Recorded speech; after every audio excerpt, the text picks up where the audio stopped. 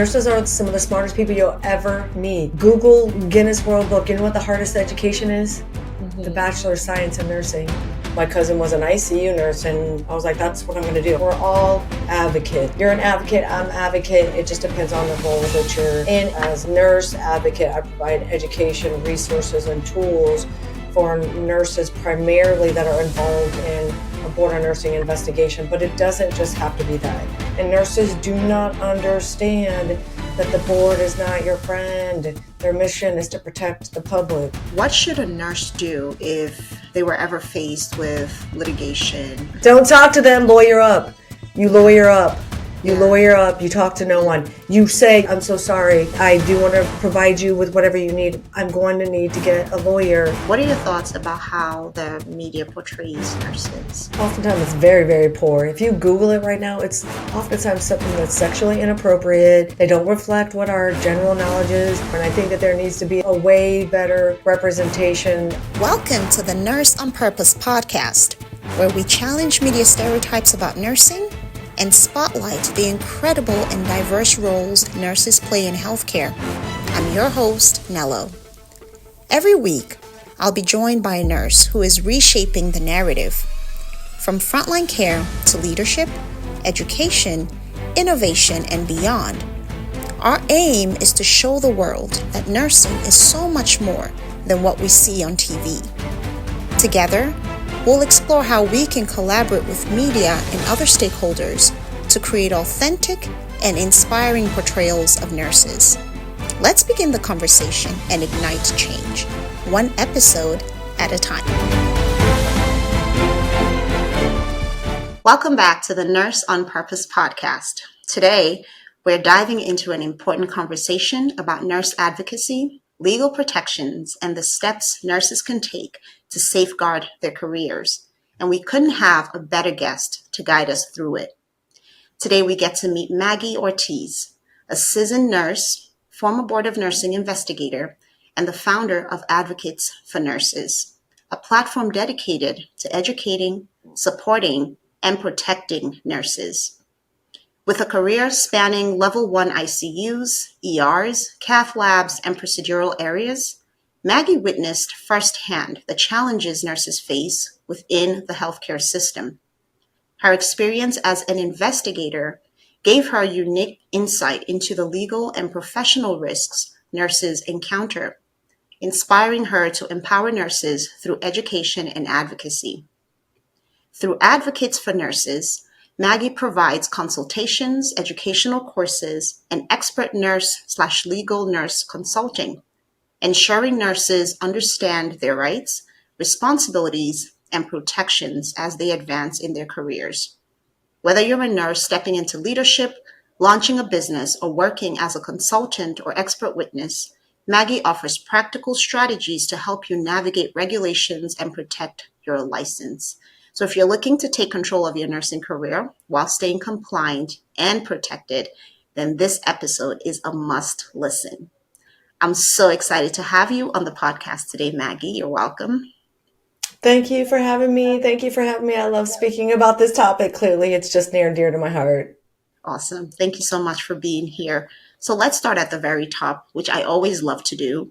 Tell us about how you found yourself or developed a desire to pursue the career of nursing.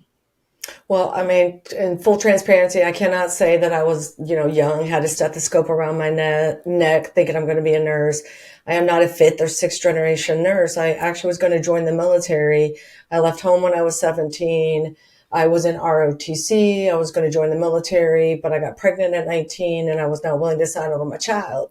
So I started the community college. My grandmother was in the Cleveland Clinic. She was one of 18 people ever diagnosed with her condition. My cousin was an ICU nurse, and I was like, that's what I'm going to do. I didn't know what I was going to do, so I decided I was going to be a nurse, but I was going to be an ICU nurse. So I went on, started community college. I had my associate's degree for 15 years, and I'm about the ADN nurse 100%. I started in the ICU. I did a robust residency program. I was thankful of that I do think that every nurse should do that, and got a pretty solid foundation. went on to ICU, ER, pre-op, PACU, IR, cath lab. I do like to joke everywhere, but labor and delivery by choice. Yeah. So that's what kind of led me to nursing. It wasn't necessarily what I was going to do, but led me there. And then to date, I've been a nurse for 25 years. You know, Wow. as you talked about in the bio, and thank you for reading that. I have done several things along my journey from a level 1 to rural hospitals. And I do feel like I have had the opportunity and the gift to, you know, walk many different paths as a nurse, which is our opportunity as a nurse. Yeah. That's wonderful. I think that nurses generally will move in different directions until they find where they feel like they fit. And currently, you are a nurse advocate, which is completely different from being in a hospital setting, but still very intricately intertwined in what the nurses within the hospital and in every other setting go through. Can you talk to me about, first of all, who is a nurse advocate? Like, what is a nurse advocate? Is there a process or certification process that you need to go to obtain that title? What is that? So you can, I have not, that it is a protected word. There is, I do believe, a certification or a certificate you can obtain to be quote unquote an advocate, but we're all advocates. Now, Okay. as the nature of being a nurse, we are an advocate. So I'm an advocate and I advocate for our profession. I advocate for things like educating nurses as it pertains to our professional license. I'm an advocate as it pertains to, you know, consulting with maybe lawyers and legal teams as it pertains to the investigative process. So thank you for asking. It is kind of a broad word, and it can mean lots of different things. What it means is that I'm not a lawyer. I'm just a Yeah. nurse. I'm Yeah. just a nurse. I'm just a nurse. And I never provide legal services, but I'm an advocate. I've been a patient advocate. I've been a nurse advocate. So that word can be used broadly. Anyone can Google it. There is, again, I don't want to misrepresent. I do believe that there is a certification or certificate, and then respectively, you can get like a patient advocate certification. That's a whole nother discipline that, you know, we're not referencing here, but something that I have done during COVID. I was a patient advocate during COVID. So that Okay. is something that can be done. And the role that I currently do as a nurse advocate, I provide education, resources, and tools for nurses primarily that are involved in a border nursing investigation. But it doesn't just have to be that. Workman's Okay. comp, you got written up at work, you're involved in a peer review that is specific to Texas. We do have rules in our state that are different, in my state that could be different to other states. Some other nuances that we're going to go on further in the episode, but we're all advocates. So you're an advocate, I'm advocate. It just depends on the role that you're in. And part of that language is a little bit of CYA as well.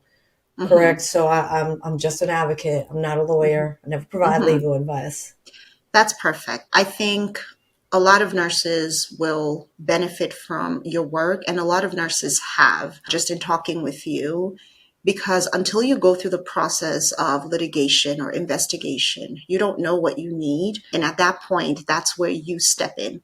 What inspired you to become a nurse advocate in this particular space, right? Because nurse advocates, it's like you said, it's a broad term to be an advocate. What is your niche? What inspired you to be a nurse advocate that is kind of crusading for the cause of nurses who are facing litigation specifically? They are not extended their constitutional right of due process.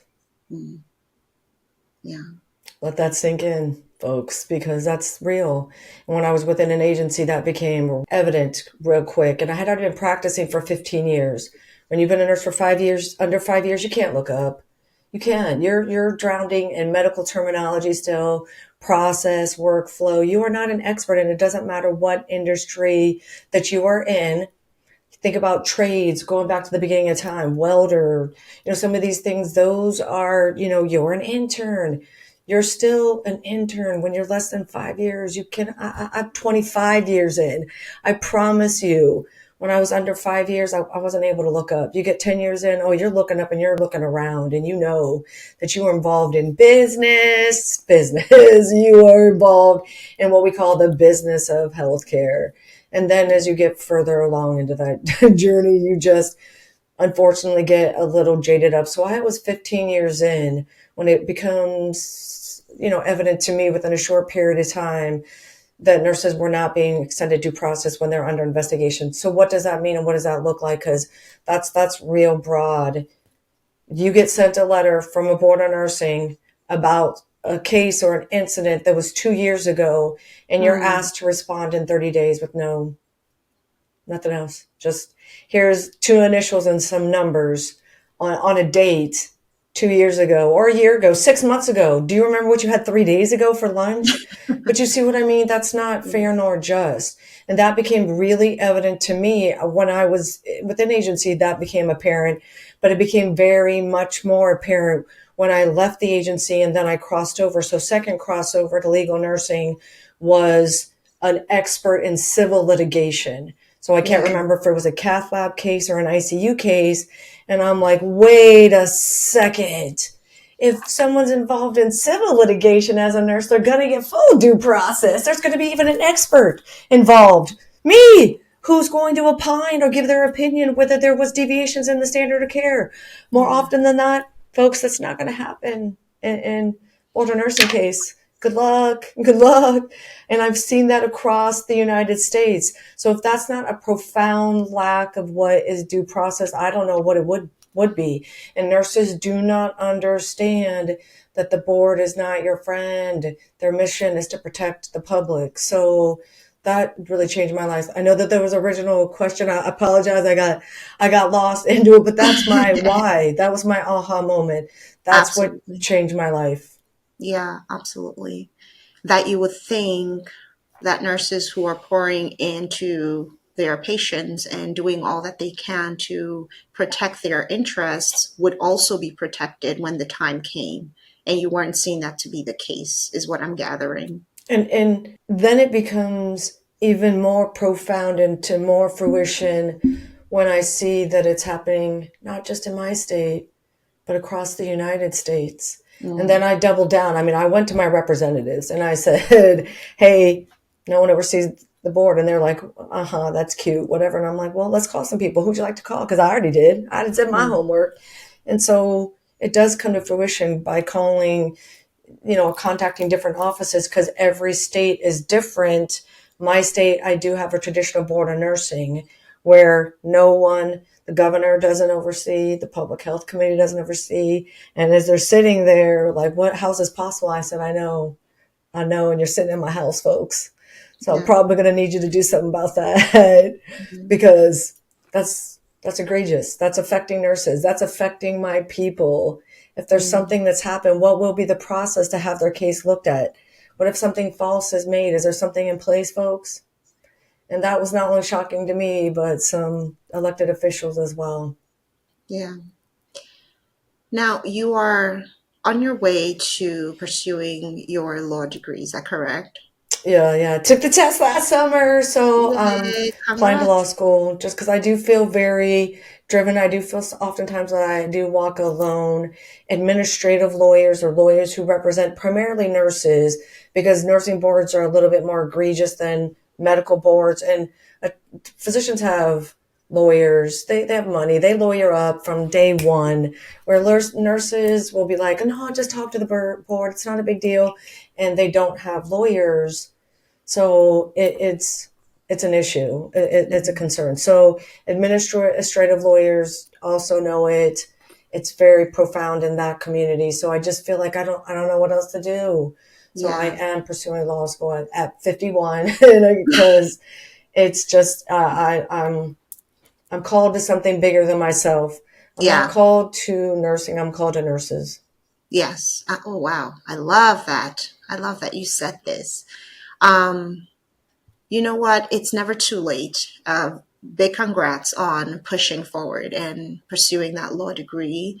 And just doing all this work to make sure that nurses are protected. I think the fact that you're going to be bridging that gap between nursing and the legal system is so vital, that nurses have an advocate that actually understands the profession. Like, talk about why understanding the profession is important when you're going to be representing somebody in the healthcare field. Sure. So let's look at, say there is something that's involving any piece of equipment in a nursing environment, in our environment, because we're the end users of everything. Let's just say it's the Pyxis or the Omnicell. The attorney or the legal team or the judge that you're speaking to, do you think that they know what the word Omnicell is or Pyxis? No. And now, so is it important? So maybe your attorney's not a lawyer, but then that attorney needs to make sure that they have a legal nurse consultant in their practice, or they're consulting an expert nurse. So nurse attorneys have a wider lens, right? I look at, when I'm helping a legal team and a nurse, who the investigator is, if the attorney, even within the regulatory agency, is a nurse attorney. Now, I've not really seen a lot of that, or the judge, oftentimes not a nurse, but my language or the language that is used is different. Let's go back to the Omnicell and the Pyxis. If the nurse is not an investigator, that's something immediately that clues me in to anything that is written to that person, in a response, in a rebuttal, will have to involve defining what is a medication dispensing machine. I'm not using the word Omnicell or Pyxis, because that's not appropriate. The language needs to be broader and written in 5th or 8th grade language, because who's my audience? Lawyers are oftentimes very thankful that I can provide that nuance, because it also comes down to a workflow. Oftentimes things nuance that I can bring in. I've worked every department but labor and delivery. I've been an agency nurse. I've been a float pool nurse. I've been a travel nurse from level 1 to charge nurse. I mean, there's not a lot that I've not done. So I can immediately fall into almost that role. Oftentimes the nurse starts crying, right? Because she's like, oh my gosh, you understand? I'm like, no, love, I'm just a nurse. I mean, it's not anything that's like magical. It's just, I've done the modality. I've been to the Pyxis. I've taken out the drug. I've had to waste. I've had to try to find someone to waste, because I'm starting to take out the lens. Like, tell me what was happening. Like, let me see the schedule. How many people were there? Did you have enough people? Were you in charge? How many modalities were you? Were you charged? Were you triage? Were you managed? Like, tell me, where the attorney who's not a nurse may not know those nuances. You know, you mean? So to your point, it is very important that, and I'm going to even take this down another little rabbit hole, because the first thing that I tell a nurse and an attorney, the first thing I tell a nurse is, you better buckle up and get real involved in your case, because you don't just hand this over, just like you wouldn't just hand over your medical care to the doctor, like, hey, doc, thanks, go ahead and just manage me. No.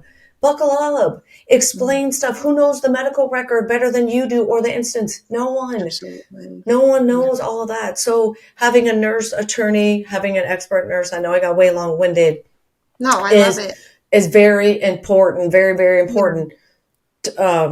Yes. And you have to get actively involved. Oftentimes it's almost like what we could relate to as like the grief process. Say when someone dies or something bad happens, it's like that paralyzed, I can't do anything.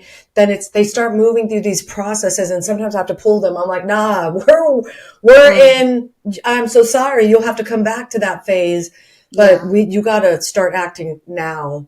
But it is a process. It can be a lot. It can be a lot. It can, especially when it's like you had mentioned earlier, something that happened, I don't know, 6 months, 2 years ago. How does a nurse fight that? You don't even remember what you were doing. You may not even be in the same state. Like, life has moved on so far, and now you have to defend yourself against something that you don't remember.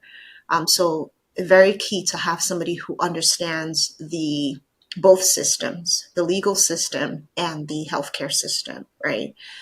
Can you share a case or any situation that made you realize just how vulnerable nurses can be when they're facing legal issues? Sure. We'll start with, I was 3 years into my nursing career, and I was working in an ICU at a large trauma facility, and it was a military installation.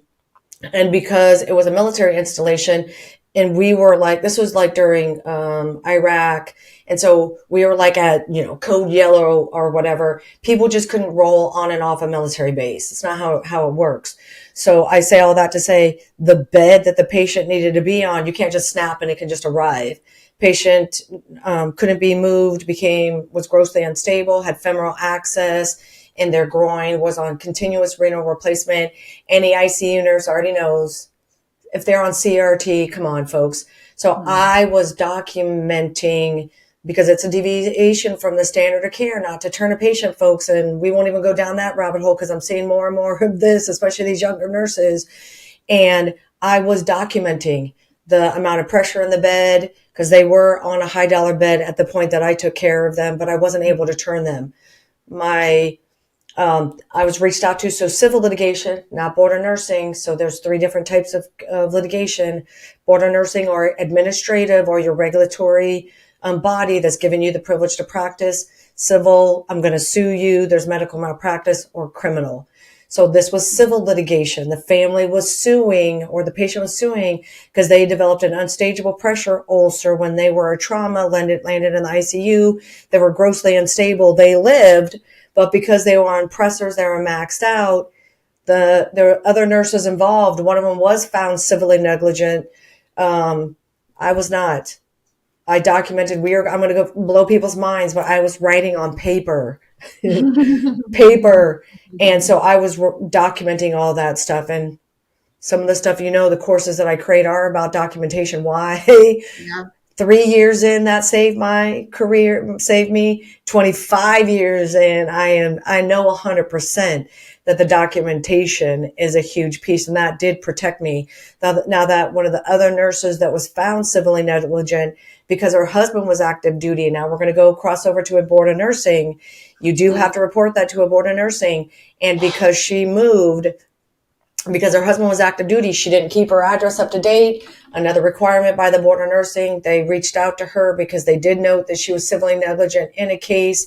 She did not respond to the board like we talked about within that amount of time. They did end up revoking that nursing license. You don't get just one revoked. You get them all revoked. So every license that she had was revoked.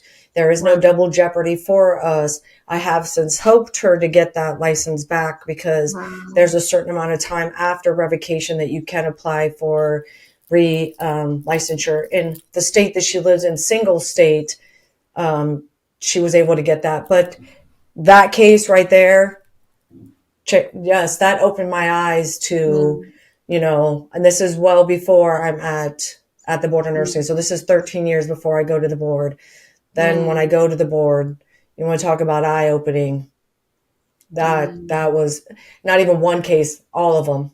And then more recently, the Redonda Vaught case, I know that you had some connection with her, not so much the events that occurred, but can you say anything about that case, or is that not? Sure. I have a very good relationship with Redonda. Love her. And I think that her case is very egregious. It was just presented and resulted again in front of the Supreme Court in Tennessee 2 weeks ago. So second week of February. Yeah. And I don't want to get too nuanced, because this is more for lawyers than anyone else, and specifically administrative lawyers, because it's very procedural. She was not asking for her nursing license back, but from the original opening of her case, they opened it and closed it. Then they opened up a new case without any new evidence. This is before she's arrested, because once you're arrested and charged, that's very different. So her case was just being presented in administrative court again, just to have what I was talking about, some of this due process stuff looked at, because there is nothing. There is nothing. So she is paying to have her case, looked at, because it does now open up some doors. Her case did cross over to the 3 types of law. I alluded, right, or talked about the 3 types of law. You want to talk about a case that every nurse should be looking at. It's that. Should she have stood in front of the board of nursing? Yes. Yes. Should the hospital have settled civilly and written that family a check? Yes. Criminally? No. Not knowing all the deviations from the standard of care, not knowing that they're marrying to computer systems that had not been invented before. She types in all 6 letters of the drug Versed. She removes vecuronium and not Versed. She was never going to be showing that until on the hour. She tries to go to the Omnicell or Pyxis, 3 times. The 4th time, she does override a practice that they're doing many times. because they are integrating a new computer system. This is post-hurricane, because people are like, oh, it's a drug that's supposed to be mixed. Yeah, folks, but she'd only been a nurse for 2 years. They're having supply chain issues. They were reconstituting drugs that they had never done before. So I'm going to double down. When you are a nurse, less than 5 years, I already talked about this. Why are you precepting? Why are you floating to other units? You don't even have your house built. All those things are true in her case. Less than 5 years, down in radiology, precepting someone's in the med room with her. Where to even start with that? No scanner down in radiology. So to say reckless homicide of impaired adult, and the expert nurse that gets on the stand as well during her case, once the CMS report comes to fruition, that expert nurse had a duty to look at the judge and say, hey, ma'am, I've not read that piece of evidence, because I've written plenty of expert reports in civil litigation at this point in my career. And at the bottom, it doesn't matter what state that you're in, it does have to say, my opinion is based on, and you have to list all the records or the evidence that you've been given, and it's all based on that, but my opinion can change if there's new evidence that's presented. Once that's brought into evidence, that expert nurse had a duty to look at the CMS report and all the violations. I don't know why we haven't looked at that nor asked for that as the expert, but that's just me talking out loud. I don't know why we didn't look at this report nor ask for this. I do know, as an experienced expert, I would have asked for that from the attorney, but I digress. So people in the legal world, and a lot more of this is because people in the legal world, legal nurse consultants, nurse attorneys, oftentimes do think that she should have been charged with reckless homicide and impaired adult. But that's oftentimes because they just only know what's been reported in the media and not all of the evidence. So I got way long-winded, but yes, no, I do have an opinion about it. I do not think that she should have been charged with reckless homicide of an impaired adult. And her case is one that is she does talk to the board of nursing without a legal representation. And so what do you think? And they press record. So what do you think is used in her criminal case, folks? You are the author of this book called Help, I'm a Nurse and I'm Being Deposed, right? We just talked about, the Redonda Vaught case that really shook the country and the profession. What should a nurse do if they were ever faced with litigation or, found out that they're being investigated? Does your book cover these topics?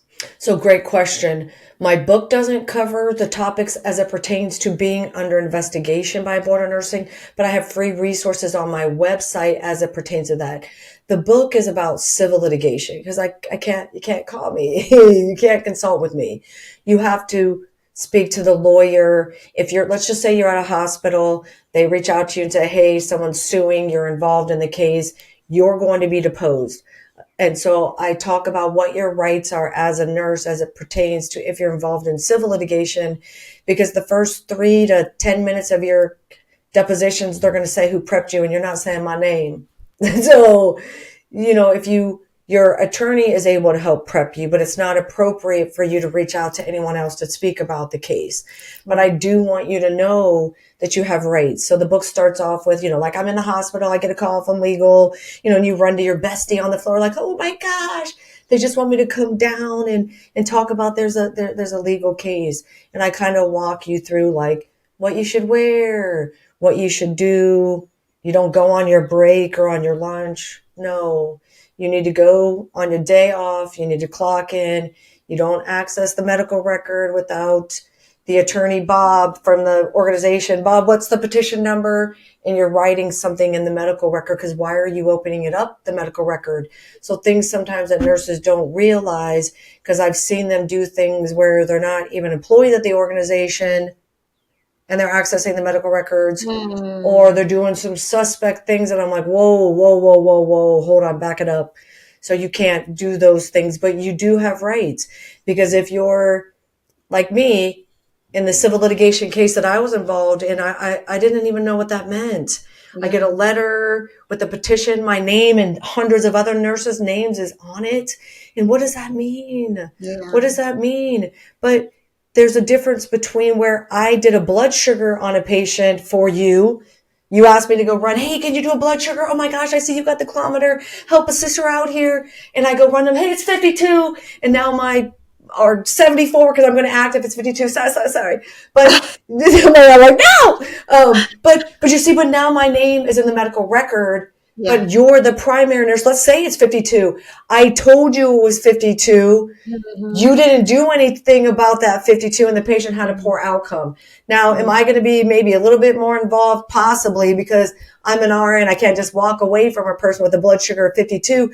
But you see what I mean? My involvement in that case is going to be based on if I was a primary nurse or not.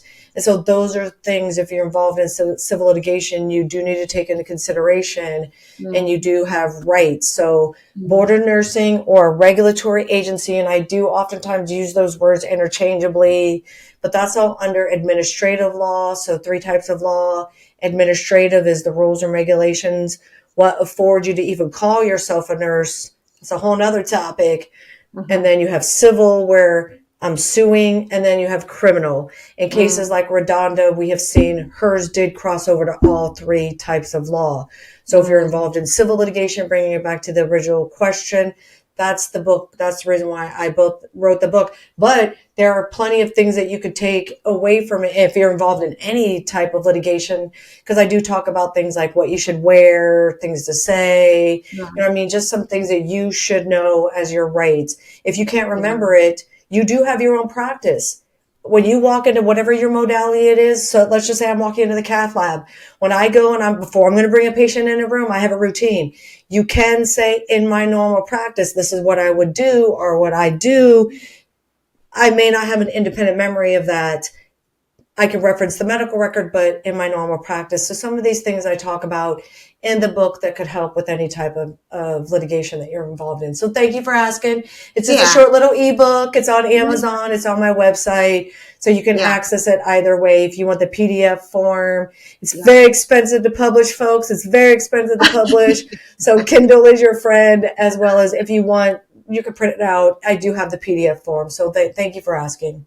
Yeah, my pleasure. I will put that in the show notes. I've heard you talk about professional liability insurance for nurses that we don't necessarily think about as RNs. We know that NPs, they require you to have that. Why is it important for RNs to also obtain a professional liability insurance? And I'm going to shock you. You'd be shocked. There is NPs that don't have it. And I'm like, are you kidding me? Right? What? So let me just tell any NP out there, you need to get your own. I don't care if you're at a hospital, I don't care. It's a hard yes. It's a hard yes. So the NP, obvious reason, the RN, even the LPN, don't often realize that you are 90% more likely to stand in front of board of nursing than you are in those other 2 courts of law. And that's from Adi Bosch. She's the ANA lawyer. She told me that. I was like, ooh, can I quote that? And she was like, yes. So let's just talk about Redonda's case, because hers is the worst case scenario. Mm-hmm. So if she would have had professional liability insurance, that would have given her the ability to have a board of nursing attorney, right? And then a civil attorney. It was never going to give her, a criminal attorney. But now just think about the money that she freed up for that criminal case. So the financial burden I have seen now for almost a decade when a nurse doesn't have professional liability insurance, and the lawyer up front wants a retainer oftentimes of $5,000. And that's just for your board of nursing case. That's just a retainer. And oftentimes it's $500 to $900 an hour, which is not outrageous. That's the going. I mean, that attorney, I'm going to go to school, and I can tell you folks, it's not cheap. So, but that attorney, depending on where you are in the United States, if you're up on the East Coast, it could be upwards of $700 to $900 an hour. You're in one of the southern states, it may be, $400 to $500 an hour, but can you write someone a check for that amount of money right now? And your case could be 2 to 3 years. 2 to 3 years. And you can go to whatever state that you live in. They annually have to report what the average length of a case is. I can just tell you Texas is roughly about 2 to 3 years. And now we're still recovering from the pandemic. So that could be a little bit longer, right? Because they had to transition from doing nothing to moving to Zoom, which is something they had to learn. And now to date, so a lot of cases just across the United States, civil, criminal, administrative, had to be backlogged for obvious reasons. And now let's go back again. Now it's 5 years ago, folks. Do you have any independent memory of what you did during that case? Go ahead. I'll wait. Don't talk to them. Lawyer up. You lawyer up. You lawyer up. You talk to no one. You say, you do talk. You just say, I'm so sorry. I do want to provide you with whatever you need. I'm going to need to get a lawyer. I need an extension, or how much time can I have? Right. But you can ask. I don't care if it says you open up this letter, because who checks the mail? Right. And now it's a certified letter, or it wasn't sent certified mail, or it was an email, and they are allowed to use that. And now it's day 29 and you have to respond within 30 days. That's okay, folks. That's okay. That's okay.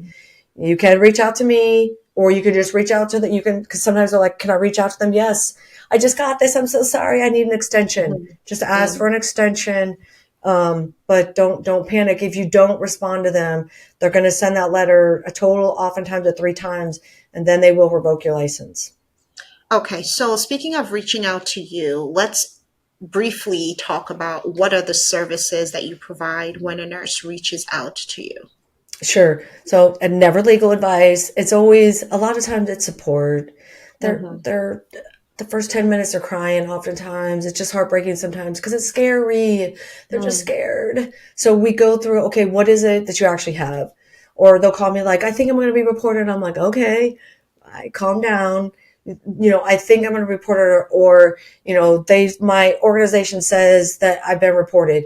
You can reach out to me. We can start with just some basic educational resources that I offer for free. So start with that off my website. You do get an email from the Board of Nursing. You get formal charges, whatever it is. I provide educational resources. We're going to talk about what that is. Do you actually have allegations, or have you been formally charged? Your name is on nurses. So I meet the nurse where they're at. Oftentimes it's through talking to them, breaking things down, making sure you got a lawyer. Do you have professional liability insurance? If you don't, that's okay. We're going to get you on the lawyer journey. And oftentimes it's a lot of education. I have like 50 handouts. I know that seems excessive, but they're not all given at once. A nurse reaches out to me like, I just got agreed orders.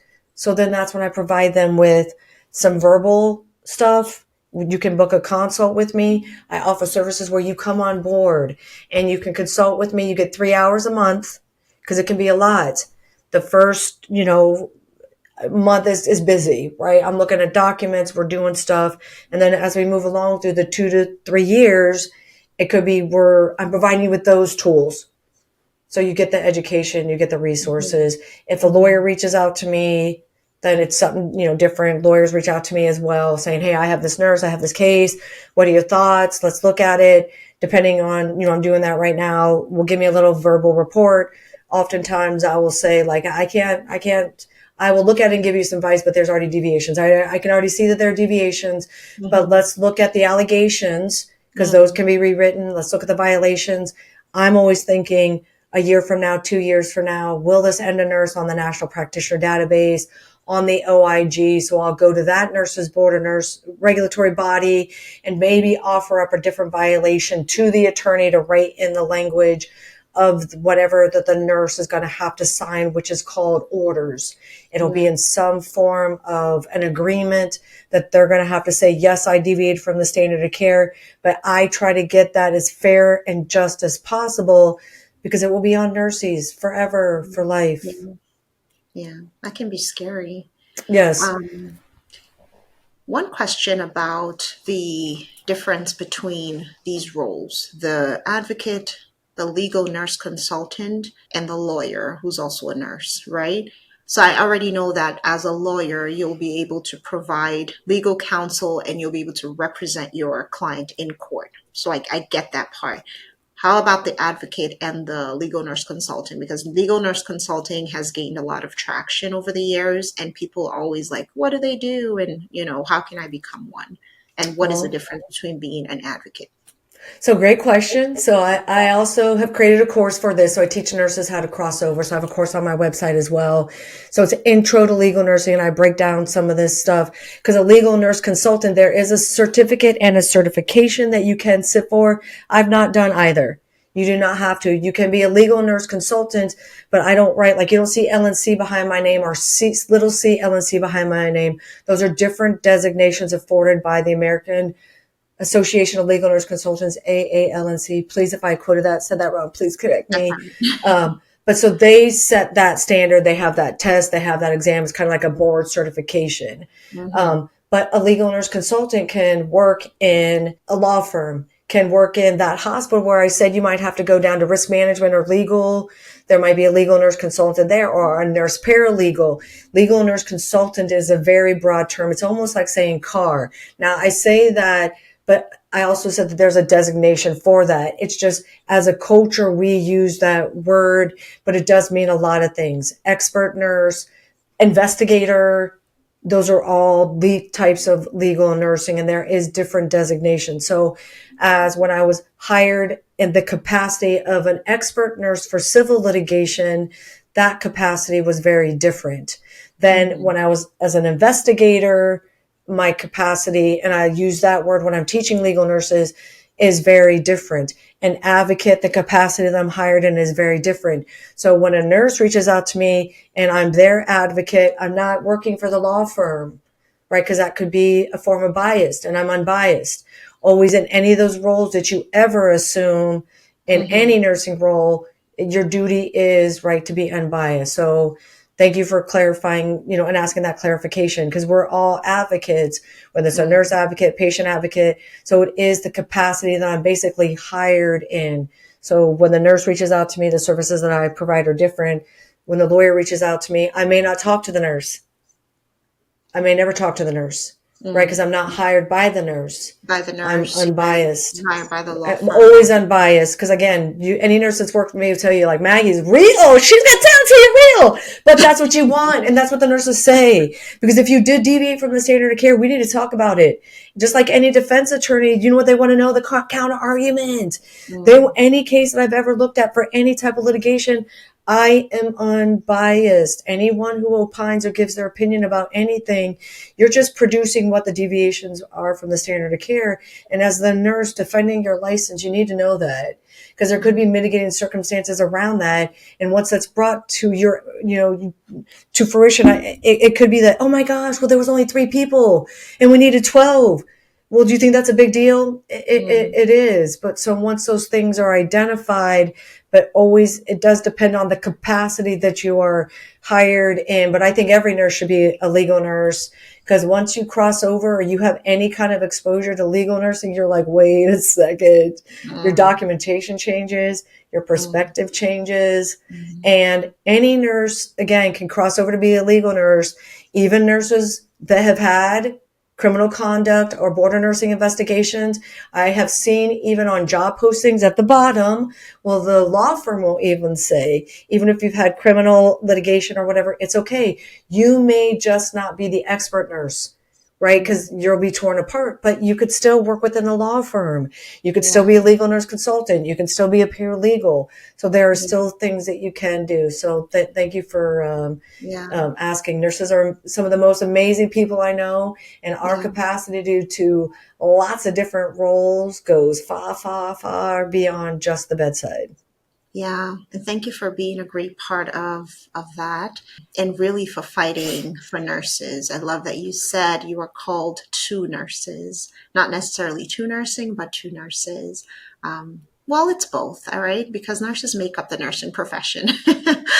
So I think you're called to both. Thank you so much for your work. What is your vision for Advocates for Nursing? Like, how do you hope to change the landscape for nurses in legal battles? So I want all agencies to be set up kind of the same. So we talked about that there are different nuances. So why is it if we have a compact license, if I go from Texas to California it's different? No, I have it set like compact. Let's truly dive into compact and let's make it all compact. And then the ideal goal is that if you are disciplined, it's only in one state. Yeah. The state you reside in. can handle that discipline, but that has to be, there has to be some national accountability. That's my vision.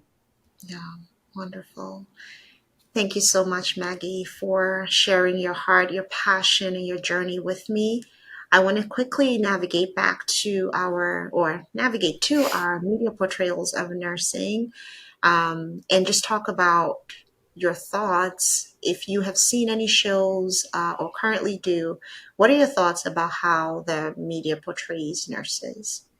Oftentimes it's very, very poor. If you Google it right now, it's oftentimes something that's sexually inappropriate. They don't reflect what our general knowledge is. Nurses are some of the smartest people you'll ever meet. Google Guinness World Book. You know what the hardest education is? The Mm-hmm. Bachelor of Science in Nursing. But yet we're not reflected like that.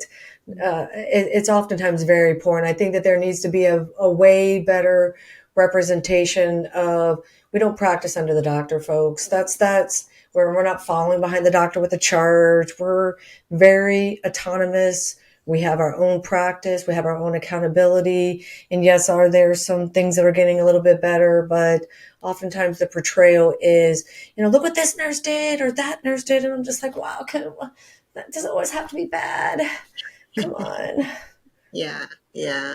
We have All right. smarticles. We have Yeah, smarticles. yes, we are. We are. All right, let's play our game so we can wrap up our Yes. episode. Are you? You're the first Yes. person who's been excited.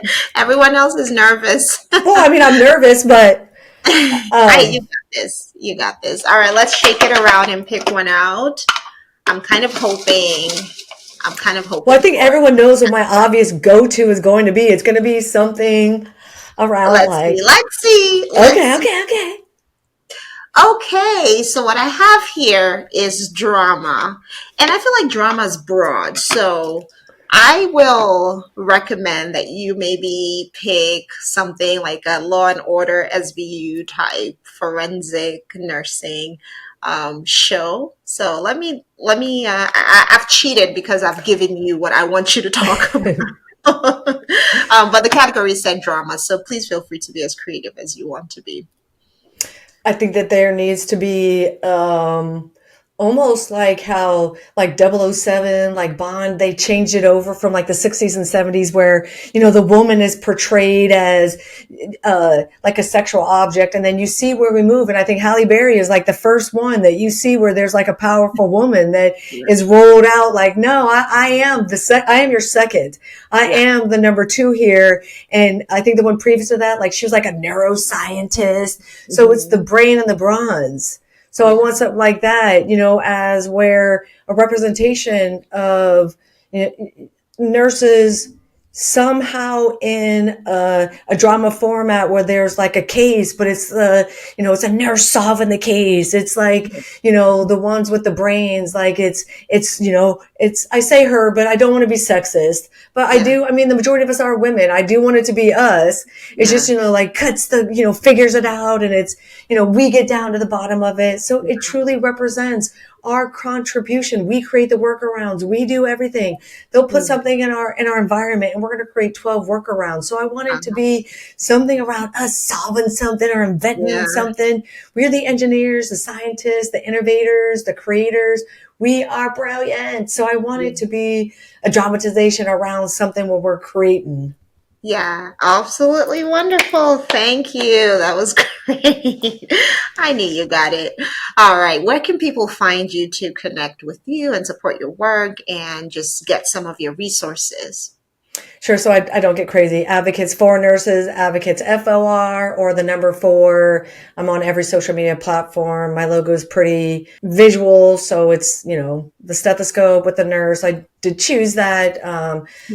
She is blindfolded. The sword is in the upward motion and not the downward. Those were all very things that were significant to me. So if you see the logo and Advocates for Nurses or Advocate Maggie, on all the social media platforms. And yes, please, nurses, get on over to my website. I have general questions about the investigative process, charting tips.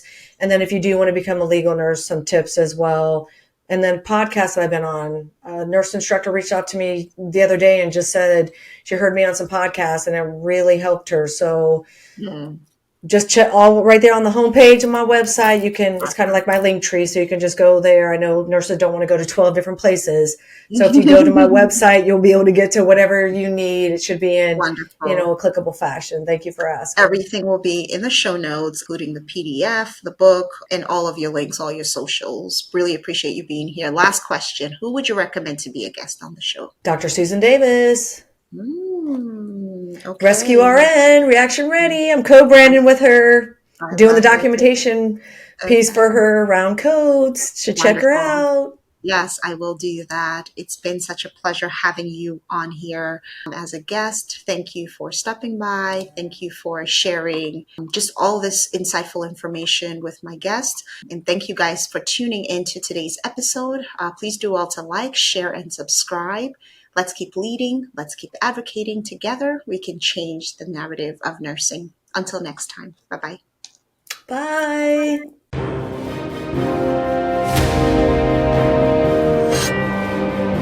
Thanks for hanging with me till the end.